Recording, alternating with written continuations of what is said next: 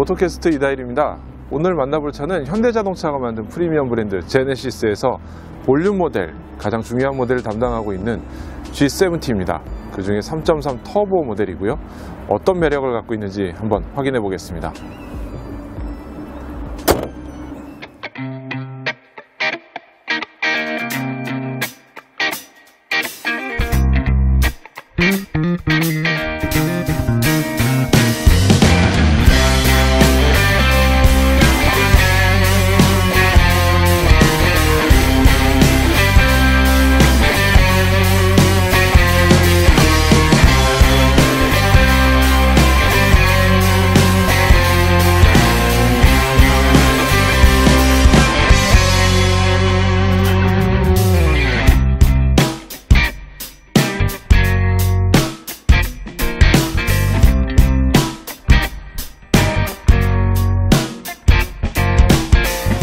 자, 이 차는 현대자동차가 만든 고급 브랜드 제네시스의 대중 모델, 볼륨 모델입니다. 이 차는 일단 보면은 전면에는 라디에이터 그릴이 굉장히 인상적이에요. 이 차는 3.3 터보 스포츠 모델인데 여기에 아주 검은 크롬을 대서, 블랙 크롬을 대서 고급스러운 느낌을 살렸고요.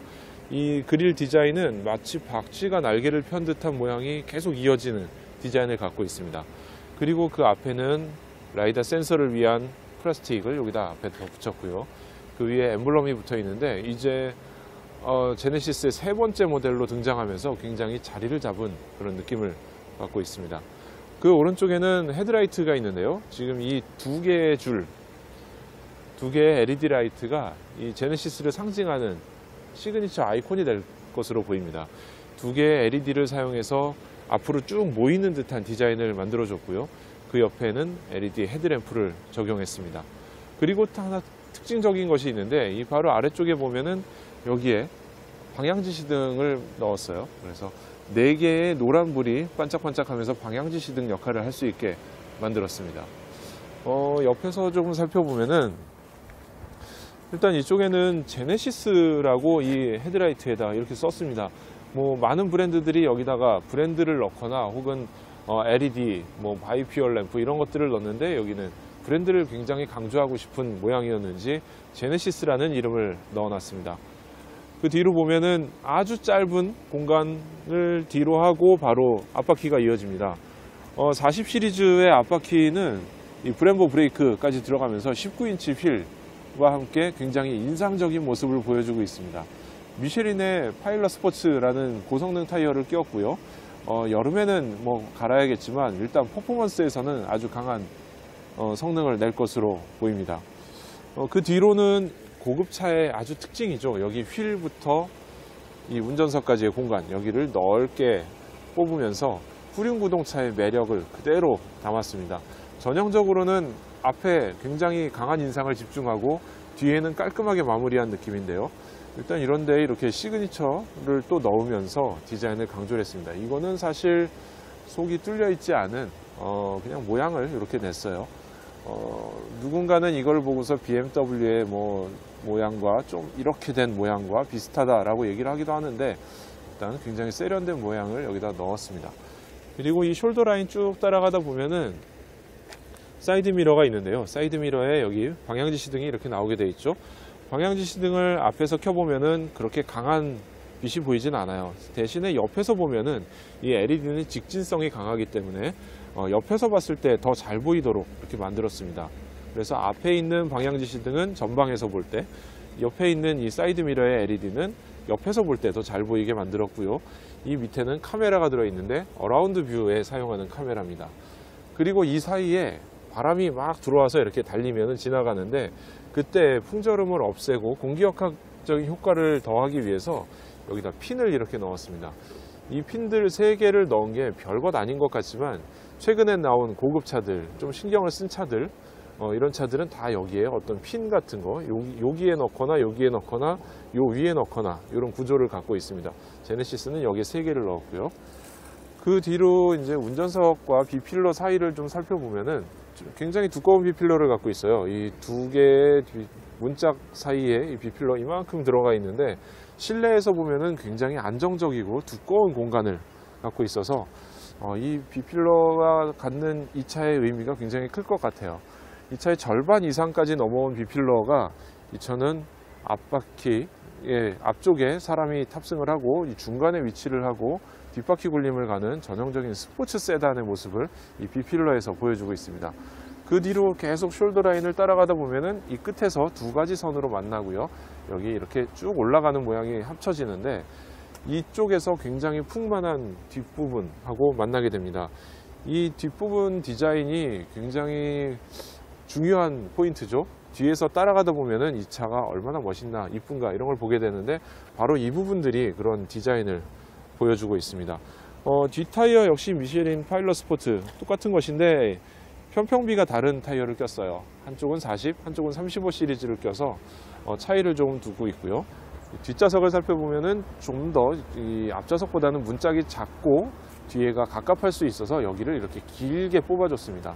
이 오페라 글라스 역할을 하는 이 창을 여기다 내주면서 뒷좌석 승객이 고개를 들었을 때 왼쪽으로 봐도 공간감이 좁지 않게 갑갑하지 않게 이렇게 만들어졌고요.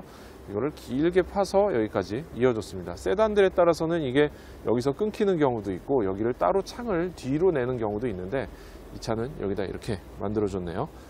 자, 이제 뒷모습을 살펴보면은 저는 이 차의 뒷모습이 가장 마음에 드는 것 같아요. 특히 이 엉덩이 라인들, 이 부분의 라인들은 되게 동글동글하고 부드럽고 강한 인상을 보여주면서 특히 이 근육질이면서도 섬세한 인상을 보여주는 그런 느낌을 보여주고 있습니다. 그리고 이 테일 램프를 살펴보면은 이게 L자형으로 이렇게 들어오고요. 여기 3개 줄이 들어가 있는데 이 느낌이 기존에 있던 제네시스하고 아주 닮아 있어요. 제네시스 G80에서도 이렇게 세로 줄로 강한 인상을 보여줬었는데 그 인상을 그대로 이어가고 있고요. 여기 G70이라는 엠블럼을 넣어줬고 이쪽에는 3.3 터보 엠블럼을 넣었는데요. 그 밑으로 보면은 조금 의외의 구성인 게 이 범퍼 밑에 머플러를 그렇게 강조하지 않았습니다. 보통 이런 고성능 스포츠 세단에는 머플러를 굉장히 부각시키면서 강조하는 구성을 많이 하고요. 이곳을 튜닝하는 경우도 많은데 이 차는 이렇게 머플러 껍데기를 범퍼 밑에 만들어서 넣었고요. 그 안에다가 머플러를 넣었습니다. 양쪽에 6기통 엔진에서 똑같이 나오는 대칭 구조의 머플러를 양쪽에 가지고 있는데 이렇게 숨겨서 놨다는 것은 이 차를 스포티하지만 좀 더 고급스럽게 보이게 하겠다 이런 의지가 보이기도 합니다. 또 고성능을 표현하기 위해서는 또 여기다가 이렇게 그릴을 만들어 넣었어요. 여기에 특별한 역할은 하진 않겠지만 공기역학적으로 굉장히 우수한 성능을 낼 것 같고요. 대칭 구조를 만들면서 이런 데에 후방 안개등 같은 거를 넣어줬으면 어땠을까 라는 생각을 하기도 하는데 이 차에는 일단 들어있지가 않네요. 자, 이 차의 트렁크 공간이 상당히 궁금한데요. 이렇게 스포츠 세단을 만들면서 좁은 공간을 만들지 않았을까 라고 우려를 하는데 일단 폭하고 깊이는 그렇게 작진 않아요. 이게 폭은 글쎄요, 우리나라에서는 골프백 기준으로 항상 얘기를 하는데 골프백은 굉장히 타이트하게 들어갈 수 있을까? 잘 못 들어갈 것 같기도 한 그런 폭이지만 깊이가 일단 꽤 깊고요. 한 팔이 쑥 끝까지 들어가서 닿지 않을 정도로 깊은데 대신에 좀 아쉬운 거는 이 깊이가 아쉽습니다. 여기가 바닥이 굉장히 낮아서 많은 짐을 이렇게 쑥 안으로 집어넣을 수 있는 그런 공간은 부족하네요. 아마 이 안에 들어보면은 이렇게 여러 가지 뭔가 사물들을 정리해서 넣을 수 있게 이렇게 만들었고요. 스페어 타이어 대신에 저런 타이어 키트를 넣어서 펑크에 대비할 수 있도록 만들었습니다. 자, 이 트렁크 공간은 스포츠 세단이니만큼 어느 정도 감안을 하고 생각을 해야 될 것 같고요. 이제 저희는 실내를 한번 들어가 보겠습니다.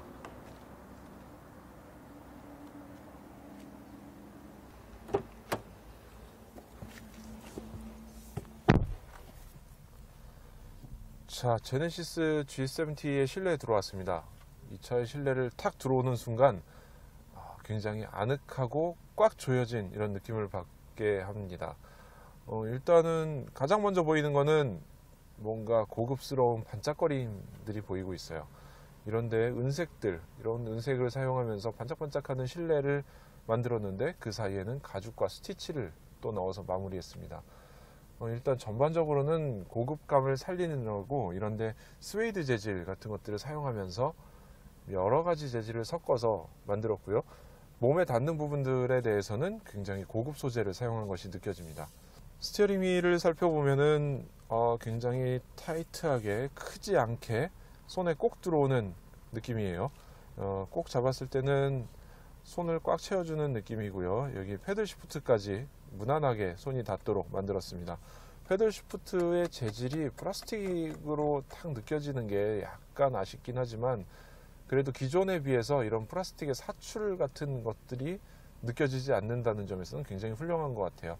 이 뒤쪽에 사출 구멍 같은 것들이 있었던 적이 있는데 지금은 그런 것들이 사라졌습니다. 그리고 오히려 플러스 마이너스라고 이렇게 음각, 양각으로 표현을 해주고 있네요. 그리고 이런 볼륨 버튼들, 여기에 있는 버튼들은 통일성이 굉장히 좋아졌고요. 전반적으로 살펴보면은 제일 처음에 제네시스가 나왔던 그 시절에 비해서는 버튼들의 조작감, 기능성 이런 것들이 굉장히 상식적이고 합리적으로 바뀌었습니다. 이 제네시스 G70의 실내 디자인을 보면은 이제는 버튼들이 굉장히 직관적이고 통일성이 있다는 것을 느낄 수 있었어요. 기존에는 이런 다이얼 같은 것들이 돌렸는데 당연히 온도 조절을 할 거로 생각했는데 바람 풍량을 조절하는 그런 경우들이 있었는데 지금은 좌우에 하나씩 독립적으로 온도 조절을 하게 돼 있고 가운데 다이얼로 풍량을 조절하게 돼 있습니다. 어쩌면 보면 당연한 것인데 기존에는 마치 볼륨 버튼처럼 생겼지만 볼륨 버튼이 아니었던 것들, 그런 것들이 있으면서 직관성이 좀 떨어졌다는 그런 느낌이 있었는데 굉장히 직관적이고 개선이 됐습니다. 특히나 이 부분들, 이 디자인을 보면은 디자인까지도 굉장히 많이 개선됐어요. 이 부분을 누군가는 어떤 게임기에, 콘솔 게임기에 이런 게임 패드 같이 생겼다고 말을 했는데 이 디자인은 기아 자동차에서 먼저 이런 모양을 썼었고요. 지금 이곳에 제네시스 G70에 그대로 또 들어와 있습니다. 특징적인 거는 이런 것들, 이런 버튼의 질감들이 굉장히 좋아졌고요. 이거를 눌렀을 때의 반응들, 그런 것들도 굉장히 좋아졌어요. 단 하나 좀 아쉬운 거는 이 버튼들이 마치 아래로 눌러지게 돼 있는 것 같은데 앞으로 밀어서 누르게 돼 있는 버튼이에요. 이런 버튼은 사실상 또 이런 얘기하면 애매하지만 약간 메르세데스 벤츠에서 봤던 그런 느낌들, 그런 것들이 좀 살아있는 것 같기도 하네요. 중앙에 이런 비상등을 넣어준 거는 굉장히 좋은 선택인 것 같아요. 비상등은 항상 잘 보이는 곳에 넣어야 좋은 거니까요. 그리고 아마 차가 좁기 때문에 어쩔 수 없이 엔진이 여기 들어와 있는데 엔진 스타트 스톱 버튼이 공조장치 바로 옆에 붙어 있어서 좀 독특한 모양이에요. 대신에 이 공간이 좁다 보니까 역시 아날로그 시계를 넣을 공간이 없었어요. 그래서 기능 중에 내비게이션에서 아날로그 시계를 보여주는 옵션이 있기도 합니다.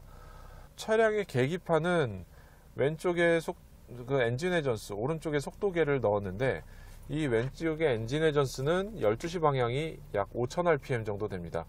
더 주목할 것은 엔진 회전수보다는 이 속도계인데 속도계는 12시 방향이 시속 140km예요. 그래서 어지간한 차들은 이 12시 방향에 100km, 80km 정도를 설정하는데 이 차는 140km를 설정하면서 굉장히 고성능 차로 포지션을 했습니다. 최고 속도는 무려 300km까지 표시를 하고 있어요. 실제로 저렇게 올라갈지 안 올라갈지 국내에서 합법적으로 테스트할 방법이 없긴 하지만 굉장한 속도까지 올라갈 수 있게 표시를 하고 있습니다. 이 계기판은 주행 모드에 따라서 바뀌는데 이 오른쪽 아래를 보면은 주행 모드를, 드라이브 모드를 선택할 수 있는 버튼이 있습니다. 이거 역시 이렇게 계속 돌리는 거 아니냐라고 생각할 수 있는데 이렇게 한 번씩 밀어서 왼쪽 오른쪽으로 밀어서 작동을 하는 방식으로 만들었네요. 눌러서는 작동이 되지 않습니다. 그리고 그 옆에는 엔진의 오토 스타트 스톱, 그 다음에 오토 홀드 이런 기능이 있는데 오토 홀드 같은 경우가 굉장히 편하죠. 막히는 도로에서 신호등에 섰을 때 브레이크에서 발을 떼도 되니까 편리한 기능이고요. 전자식 파킹 브레이크가 들어가면서 이런 기능들이 활성화될 수 있었던 겁니다. 그래서 바로 뒤에는 전자식 파킹 브레이크가 있고요. 그리고 이 변속기는 P, R, N, D 딱 4가지 모드만 보여주고 있고 굉장히 단순하고 간단한 스타일이에요. 여기서 밀거나 당기거나 하는 액션만 할 수 있고요. 주차를 할 때는 P를 눌러야 됩니다. 그 다음에 나머지는 패들 시프트로 조작을 하라, 이런 뜻이기 때문에 이런 스포츠 세단에서도 이제 이런 단순한 변속기를 사용할 수 있었던 거죠. 그리고 부가적으로는 이 안쪽에 이런 콘솔 박스에 무선 충전을 지원하고 USB 포트 이런 것들이 들어있는 거는 국산차, 그 중에 특히 현대자동차의 제네시스 굉장히 잘 만들어 놓은 것 같아요. 그 주변에도 달그락달그락 거리는 소리가 나지 않게 재질들에 굉장히 신경을 썼습니다. 그래서 이런 재질들을 다르게 쓰면서 개선을 했고요. 그 다음에 여기 이 컵홀더도 굉장히 디자인이 독특한데요. 여기에 이렇게 은색으로 엠보싱을 만들어 놨고요. 컵이 들어갈 때 나올 때 굉장히 쉽게 넣고 뺄 수 있게, 대신 쏟아지진 않게 구성을 잘 해놨습니다. 속에도 고무를 덧대서 만들어 놨고요. 그리고 이 차의 시트를 이야기하지 않을 수가 없는데요. 이 운전석, 제가 앉아있는 운전석도 살펴보면은 시트의 디자인이 이런 마루모꼴의 디자인을 가지고 있어요. 그래서 거기에 하얀 스티치를 넣으면서 굉장히 고급스러운 느낌을 만들었고요. 살이 닿는 부분과 살이 닿지 않는 부분, 그리고 굉장히 마모가 심한 부분, 앉아서 많이 엉덩이를 대는 부분들을 이런 데에 재질을 다르게 만들면서, 그리고 푹신푹신한 정도도 다르게 만들면서 고급스러운 느낌을 만들었습니다. 그리고 또 하나 특징이 있는데, 이 차는 주행 모드에 따라서 시트의 포지션이 바뀔 수도 있거든요. 그래서 주행 모드를 스포츠로 바뀌면은 양쪽에 서포트가 싹 올라오면서 허리를 조여주는 느낌을 주기도 하고요. 컴포트로 놓으면은 이게 쫙 펴지면서 좀 더 여유롭고 편한 느낌을 주도록 만들었습니다. 또 하나의 기능은 이 차에서는 자신의 키와 몸무게를 입력하면은 적정한 운전 포지션을 추천해 주기도 하는데요. 글쎄요, 이게 뭐 이걸 사용해 본 여러 명의 기자들이 추천받은 거는 이해는 하지만 그래도 딱 나한테 맞는 것 같지는 않다, 이런 평가들이 있었습니다. 그래서 한번 기회가 된다면 체험해 보시는 것도 괜찮을 것 같습니다. 자, 이제 뒷좌석 공간을 한번 살펴보겠습니다.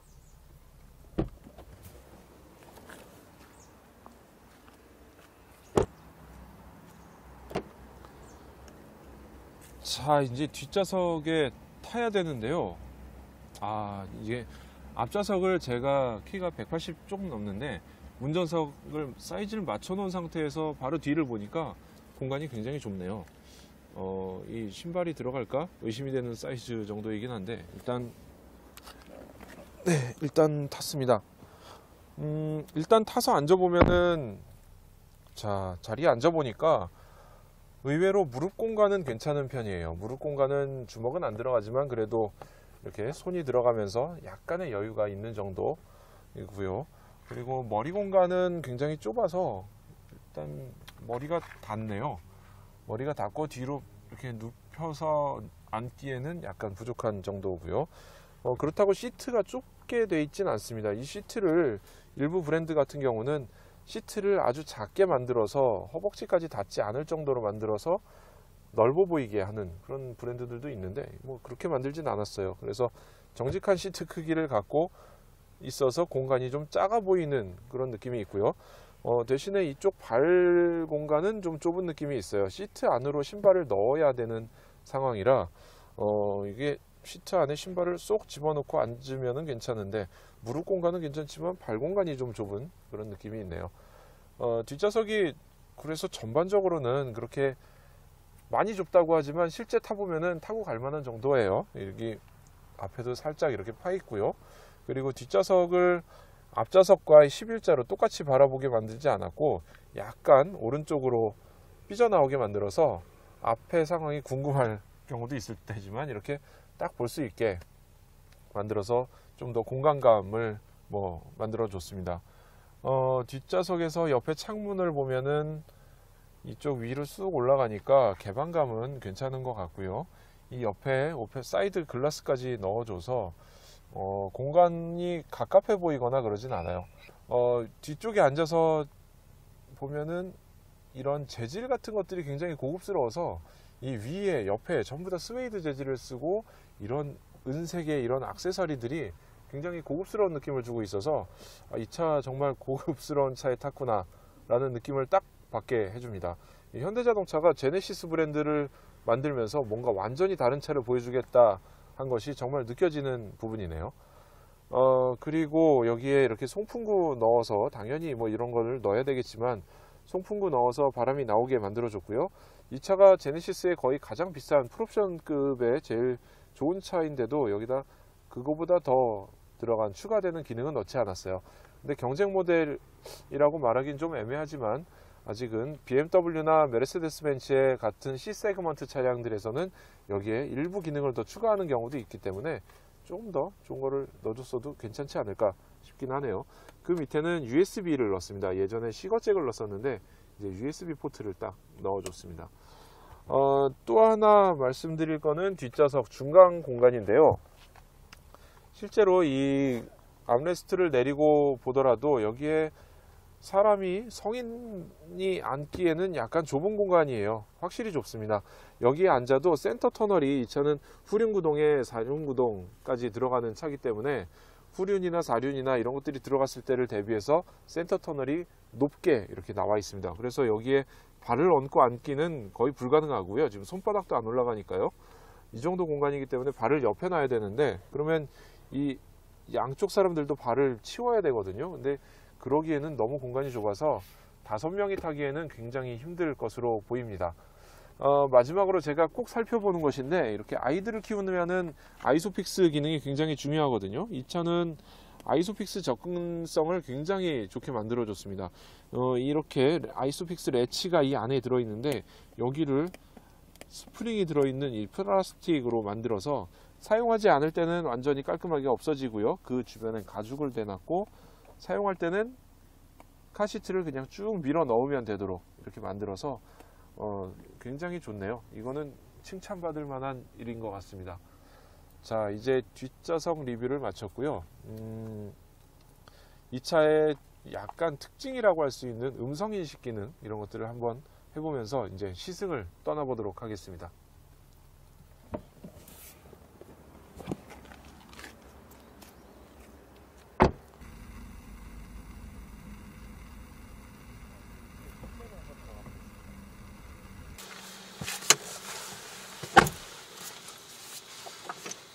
자, 이제 G70 스포트를 한번 타보고 달려보겠습니다. 일단 아까 말씀드렸던 이 자세 제어를 한번 해볼까요? 이 스마트 자세 제어라는 기능이 있는데 일단 키를 입력을 하고요. 몸무게를 입력하는데 네, 이렇게 하면은 추천 자세를 분석하고요. 이 정확한 자세를 추천을 해주면서 추천 자세 그렇군요. 아이고, 네, 이게 제가 원래 앉는 것보다는 좀 더 뒤로 눕게 이렇게 보여주고 있네요. 그래서 이 추천 자세라는 거는 일부 운전자들이 굉장히 뒤로 누워서 운전하는 경우가 많이 있는데 그런 자세를 약간 교정하는 그런 기능이 있어요. 저하고는 약간 저는 이렇게 조금 앞으로 가는 게 좋은데 허리에 부담이 올 수 있다고 하네요. 자, 어쨌건 제 자세를 맞춘 상태에서 이제 한번 출발을 해보겠습니다.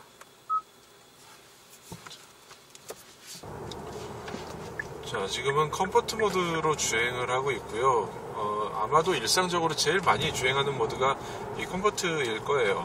그래서 드라이브에 놓고 주행을 시작했는데 약간 좀 단단한 느낌이 들긴 하네요. 이 차가 지금 울퉁불퉁한 공사하는 노면이라서 좀 그렇기도 하지만 이런데 부딪히는 느낌이 단단하게 느껴지네요. 그리고 조금만 가속을 해봐도 이게 힘이 들어가는 페달을 살짝만 밟아도 앞으로 힘이 쭉쭉 나오는 느낌이 듭니다.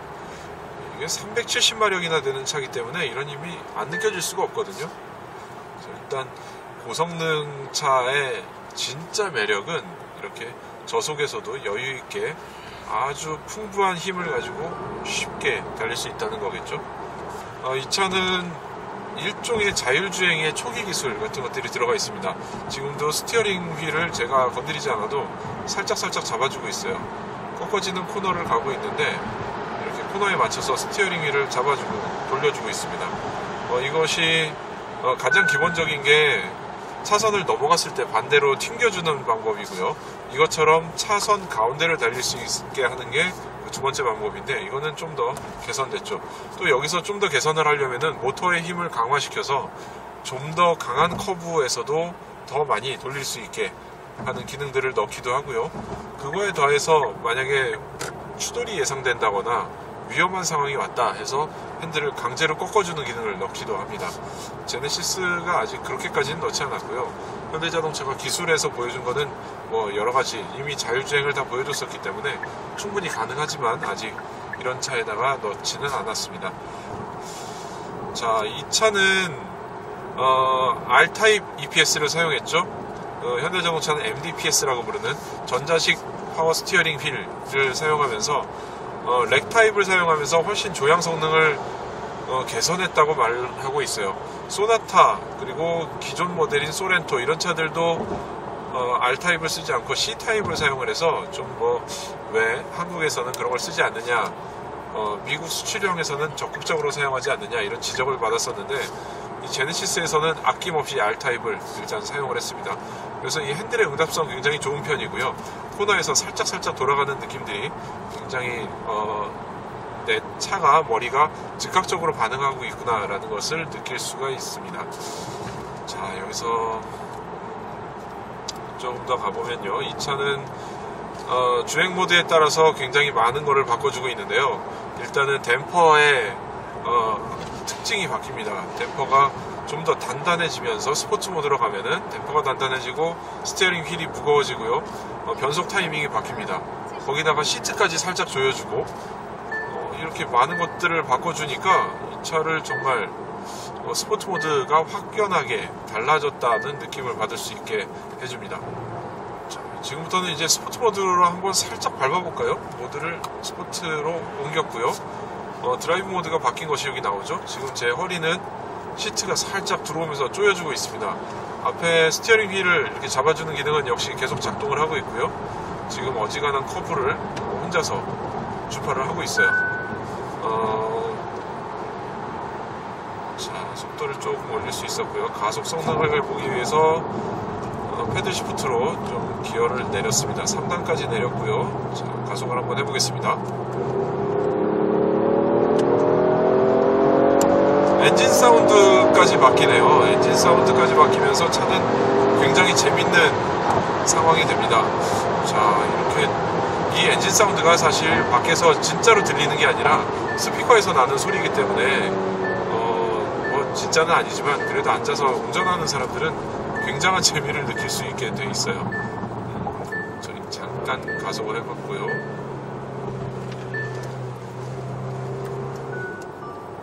자, 그리고 이 패드 시프트 쓰는 간단한 팁 하나 알려드리면은, 이 플러스 버튼을 한 2초 정도 누르고 있으면은 다시 드라이브 모드로 바뀌거든요. 이거를 설명서에도 잘 안 나와 있어요. 그래서 이 마이너스로 눌러서 시프트 다운을 했다가 이 계속 다운 업 할 수 없고, 여기를 드라이브에서 노멀로 갔다가 다시 와야 되는 그런 상황? 이거는 되게 번거롭기 때문에 만약에 수동으로 이렇게 패드 시프트 변속을 하다가 플러스 버튼을 2초 정도 누르면은 드라이브 모드로 바뀝니다. 이 차는 지금 스포츠 모드인데 코너링을 한번 들어가 보면은 약간 굉장히 차가 단단하지는 않아요. 엄청나게 단단한 그런 느낌의, 뭐 예를 들자면은 BMW의 M이나 벤츠의 AMG 같은 그런 느낌은 아니지만 코너링을 살짝 휘청하면서 잡아주는 느낌이 오히려 더 재밌는 것 같기도 하네요. 스포츠 모드에서도 조금 말랑한 느낌을 갖고 있는데, 그 원인은 사실상 차체 세팅에도 있겠지만 시트가 굉장히 푹신하기 때문에 라고 생각이 됩니다. 시트는 정말 차체 크기에 비해서 굉장히 크고 편한 시트를 갖고 있어요. 그래서 이 시트가 이렇게 크다 보니까 오히려 실내가 더 작아 보이는, 좁아 보이는 그런 효과도 있지 않았을까 생각이 됩니다. 저희가 지금 뭐 국도 구간을 달리고 있기 때문에 이 뭐 오일 온도 같은 것까지 체크하면서 달릴 그 정도는 아닌 것 같아요. 근데 일단 스포츠 모드로 바뀌면서 오일 온도, 그다음에 토크, 터보 이런 것들을 보여주고 있고요. 이 계기판을 바꾸면은 지금 뭐 G포스 값을 보여주는 것도 있습니다. 근데 이거를 뭐 2.0까지 올린다? 이거는 뭐 거의 불가능한 일일 것 같고요. 사실상 1.0까지도 제가 가속을 해봤는데 굉장히 힘든 일이었어요. 그래서 가속으로는 힘들 것 같고, 브레이크에서는 뭐 한번 해볼 수 있지 않을까 싶긴 한데, 네, 자제하겠습니다. 그거는. 자, 이렇게 달려보면은 스포츠 모드에서도 계속 이 스티어링 잡아주는 기능이 작동을 하고 있어서 약간의 이질감이 거기서 느껴지네요. 이렇게 스포츠 드라이빙을 한다면은 그런 것들은 좀 꺼줘야 되지 않을까 라는 생각이 들기도 하고요. 차선을 중앙을 타는 게 아니라 인아웃을 가장 빨리 해서 코너를 돌아보고 싶다라고 할 경우에는 그런 모드 꺼주는 게 좋겠죠. 아웃에서 인으로 들어갔다가 다시 아웃에서 또 인으로 들어가면은 의외로 코너에서도 굉장히 속도를 잘 낼 수 있습니다. 이게 국도주행에도 굉장히 재밌기 때문에 써보면은 재밌을 거예요. 자, 바이크들 많이 어디 다녀오네요. 일단 다시 커스텀 컴포트 모드로 돌아가겠고요. 이번에는 에코 모드로 들어가 보겠습니다. 에코 모드 하는 순간 지금 엔진 회전수가 쭉 떨어졌어요. 지금 1000 언더로 내려가 버렸네요. 이렇게 1000 언더면은 거의 공회전인데, 이런 이 공회전 구간까지 내려갔다는 뜻은 지금 살짝 내리막인데요. 이 차는 호스팅 모드를 적극적으로 활용하고 있다는 겁니다. 호스팅 모드는 페달에서 발을 뗐을 때 차가 자동으로 이렇게 굴러가게 하는 기능인데, 이거를 적극적으로 사용하면은 엔진을 그만큼 사용하지 않고 연료 분사를 줄이기 때문에 연비에서 굉장히 효과를 볼 수 있습니다. 최근의 차들은 최근 2-3년 사이 나온 차들 중에는 신형이냐 아니냐 이런 것들을 구분할 때 호스팅 모드를 얼마나 적용했느냐가 관건이 될 수도 있어요. 환경 규제를 맞춰야 되니까 엔진 효율을 높이는 것 이외에도 엔진을 껐다 켰다 한다거나 이 호스팅 모드를 활용해서 전반적인 연비를 높이는 것, 이런 것들이 굉장히 중요한 요소가 되기 때문에 이 차 역시도 에코에서는 호스팅 모드를 굉장히 많이 활용하고 있고요. 기어 변속을 높여서 엔진 회전수를 1000rpm까지 굉장히 많이 내린 것을 확인할 수 있습니다. 자, 이 차에 또 다른 모드가 있죠. 스마트 모드라는 거가 있는데요. 이 스마트 모드로 들어가면은 여기에 드라이브 모드에 스마트라고 표시가 되고요.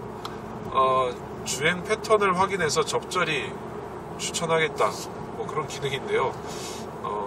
실상 스마트 모드가 있는 경우에는 모든 주행은 스마트로 하면 되지 않을까라는 생각이 들기도 하네요.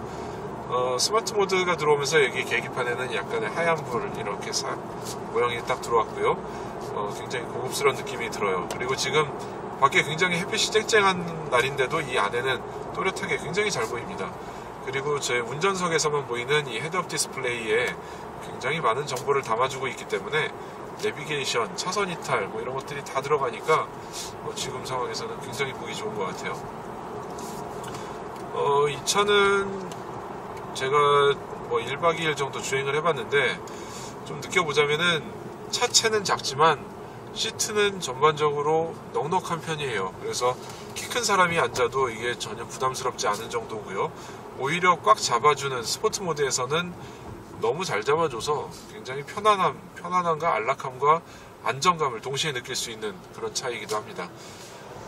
전반적인 시승소감으로는 굉장히 현대자동차가 만들었다고 믿기 어려울 정도로 만족스러운 차고요.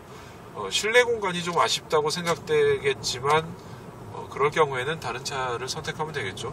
좀 반박하는 분들이 하는 말로는 같은 세그먼트의 C클래스나 3시리즈가 굉장히 커지고 있다라고 얘기를 하는데 그 차들이 커지는 목적은 또 따로 있는 것 같기도 해요. 그 차들은 중국에서 판매하는 것을 굉장히 중요하게 생각하기 때문에 중국에서는 3시리즈도 리무진을 만드는 나라거든요. 그러니까 중국에서 그 차들을 팔려면은 더 넓은 공간 이런 것들을 강조할 텐데, 이 현대자동차 제네시스는 사실상 우리나라에서 고급 브랜드를 만들기 위한 거, 그리고 미국에서 고급 브랜드로 자리를 먼저 매겨보겠다, 그런 목적을 갖고 있고요. 유럽 진출도 고려하고 있는 브랜드니만큼 아직 중국 시장에 그렇게 큰 타겟을 잡고 있지는 않아서 제네시스가 뒷자리에는 조금 인색한 차를 만들었지만 진짜 잘 달리는 재미있는 스포츠 세단을 만들었구나 라는 것을 느낄 수 있습니다. 자, 지금까지 제네시스의 G70 3.3 터보 스포츠 모델을 타봤고요. 굉장히 강한 인상을 주는 차네요. 고급스러우면서도 잘 달리는 그런 느낌을 모두 다 잡았고요. 작은 차체를 가지고 굉장히 인상적인 브랜드의 이미지를 만들었다, 이런 평가를 할 수 있을 것 같습니다. 실내 공간 크기에 대해서 뭐 여러 가지 이야기들이 많지만 그래도 이 차 같은 세그멘트를 비교해 보면은 굉장히 잘 만든 차고요. 실내 공간이 좁다기보다 저는 시트가 크다는 데 좀 더 의견을 넣겠습니다. 지금까지 G70를 타봤고 다음에 다른 시승기로 또 한번 만나 뵙겠습니다. 지금까지 오토캐스트였습니다.